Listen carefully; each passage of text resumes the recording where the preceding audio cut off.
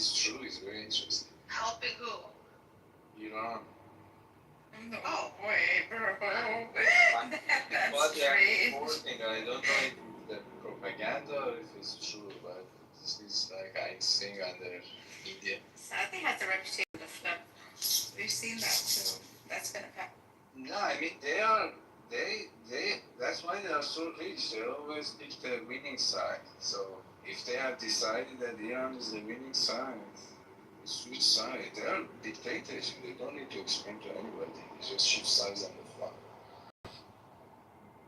I think you overestimate the U.S. Yes, it's a very strong economic fight, but you do know the amount of weaponry that they've given to multiple wars. Yeah, Ukraine and with it, I mean, all over the place. You do understand that if Russia or China, and they're probably behind the door, they definitely are backing Iran.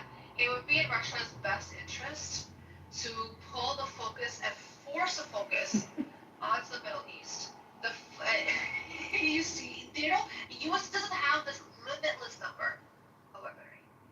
They're not going to be able to mass produce overnight. You pull and you push and you make them use and give so many ways, you start to weaken them. You've got to understand that, and Iran hasn't had to use or do. They've just been collecting and building and collecting and building. Israel has done so many bullshit things on so many fronts. They've been using. We gotta understand that aspect.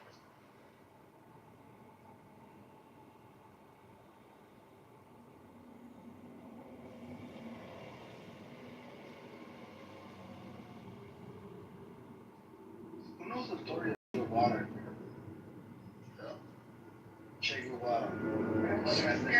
Freedom fighter, absolutely. Yeah, you know what his policy strategy was? It was the U.S. Tell me. So the U.S.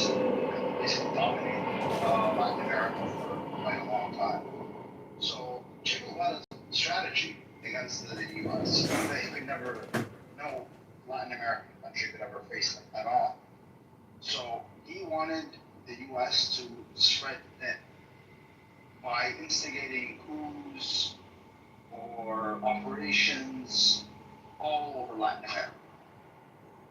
You do something in Cuba, you do something in Colombia, you do something in Chile, you go all over. And you force the Americans to go and, spread their forces thin. Ironically, Israel is doing this to America.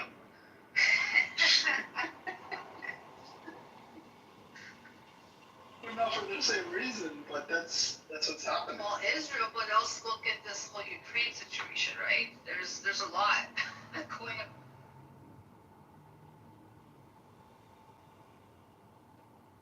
But it is a smart strategy. It is. Yeah. Che Guevara was a very smart guy. Yeah, I heard he was a really intelligent person. And he was called a terrorist. Well, he was. The guy was brutal. The guy used to to his own comrades that he was in charge of. He used to do some really fucked up shit. Was it people that betrayed him or went against him? The rabbi is calling the United States of America to interfere in this war and to be involved in this war. And he calls the rabbi.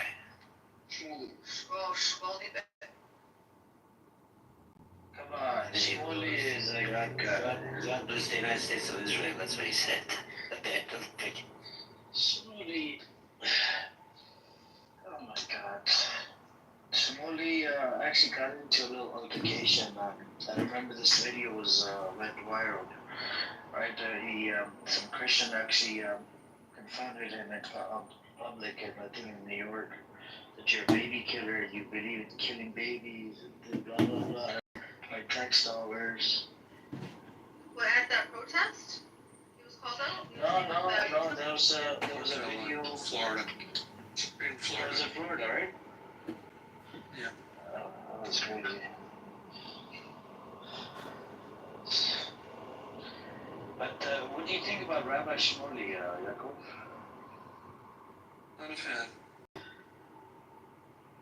So apparently, Black Rabbi, usually has dinners with him. I think he knows him personally. They don't get along. You see Black Rabbi? Black Rabbi is Nervous? Of course. Who doesn't love Black Rabbi? Wow, he's a legend. Everybody knows. Even though you, have you ever talked to him? Of course. Mikhail kicks him out every time he shows up. It makes up the stories as it goes along. The whole thing is like a theater in which only Black Rabbi is the actor. Repeat. It's a repeat. Repeat.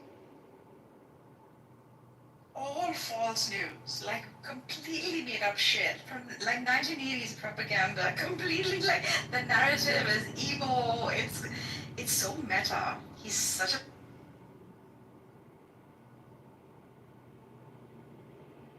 Yaakov, what do you think of the situation? What do you feel about Iran responding the way they have?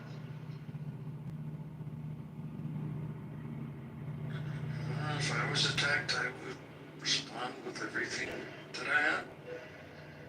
Wow, that was a very reasonable, non-biased.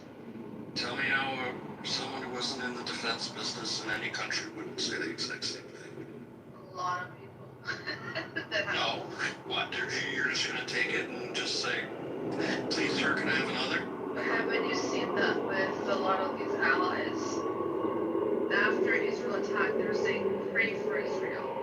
The UK was condemning Israel for the lockdown. No. All of a sudden came out and No, said, that's not my analogy. That's not my analogy.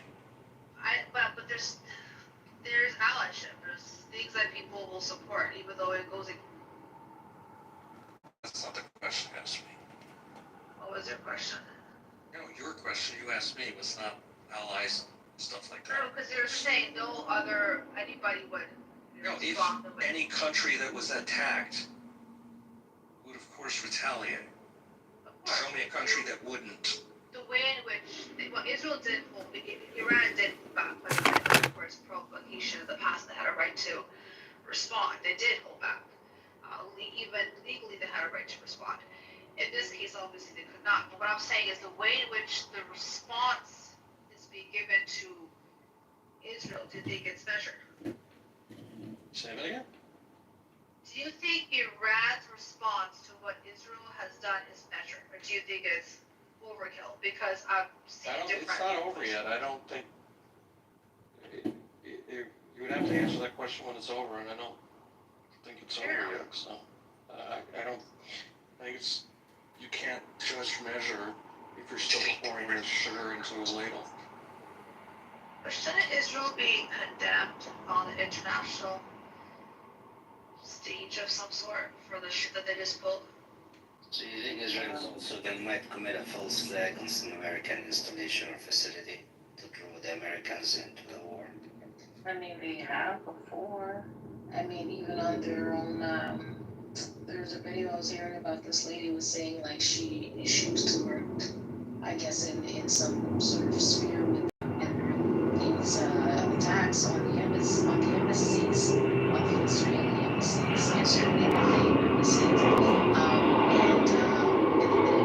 these two Palestinian students, and then they found out that they essentially had staged the attacks themselves for two reasons. One being that they had always been saying like, oh, we need more security, but it was like, it wasn't like justified. It was like, okay, why? And so that was one. And two, the two people that they scapegoated this on were part of a coalition, like a pro-Palestinian coalition at the time. And essentially they kind of wanted to dismantle that movement. So they just kind of like set them up essentially. And it was like an investigator who was investigating this, and the people who were working in close relations with the Israeli embassy and the people who were making these requests